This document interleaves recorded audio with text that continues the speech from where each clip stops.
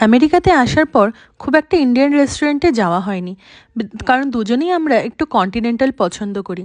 তো আজকে যখন একটা বন্ধু বলল সাউথ ইন্ডিয়ান খেতে যাবে, তো আমরাও জয়েন করলাম। আজকে গেছিলাম একটা সাউথ ইন্ডিয়ান রেস্টুরেন্টে। এটার নাম হায়দ্রাবাদি বিরিয়ানি পয়েন্ট। দেখতে খুব একটা লাক্সারিয়াস না হলেও কিন্তু বেশ ছিমছাম পরিষ্কার একটা মিডিয়াম সাইজের রেস্টুরেন্ট। তো আমরা গেলাম, গিয়ে ওখানে বিভিন্ন ধরনের ধোসার মেনু দেখলাম। আর আজকে ছিল ওদের স্পেশাল থার্সডে ধোসা নাইট।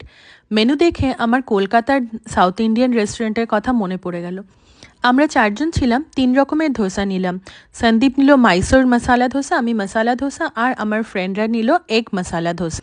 একটা জিনিস দেখে খুব ভালো লাগলো, একটা ফ্রেমের মধ্যে 3টে ভগবানকে কাস্টমাইজ করে রেস্টুরেন্টে টানানো রয়েছে। রেস্টুরেন্ট বলে কাউন্টারে খুব একটা কিছু ছিল না, টুকটাক কোল্ড ড্রিঙ্কস আর কিছু মশালা ড্রিঙ্কস ওখানে ওদের রাখা ছিল। তো এদের এখানে মেনুটা দেখতে দেখতে আমি দেখলাম এরা এভরিডে স্পেশালসেও বেশ কিছু বিভিন্ন ধরনের আইটেম রেখেছে। আজকে না হোক অন্য একদিন এসে অন্যগুলো ট্রাই করা যাবে। বলতে বলতে আমাদের খাবার এসে গেছে। দেখো ধোসার সাইজগুলো কিন্তু বেশ ভালোই ছিল, আমার তো দেখে বেশ ভালোই লাগলো। এবং ওরা 4 রকমের চাটনি দিয়েছিল, সাম্বার, মিঠা চাটনি, তিখা চাটনি, বাদামের চাটনি। আর তারপর আমরা নিলাম একটা কাবাব। কাবাবটা তো জাস্ট ওয়াও ছিল। যদি এখানে তোমরা কখনো আসো, কাবাবটা ইজ আ মাস্ট ট্রাই। এটা ছিল চিকেন মালাই কাবাব।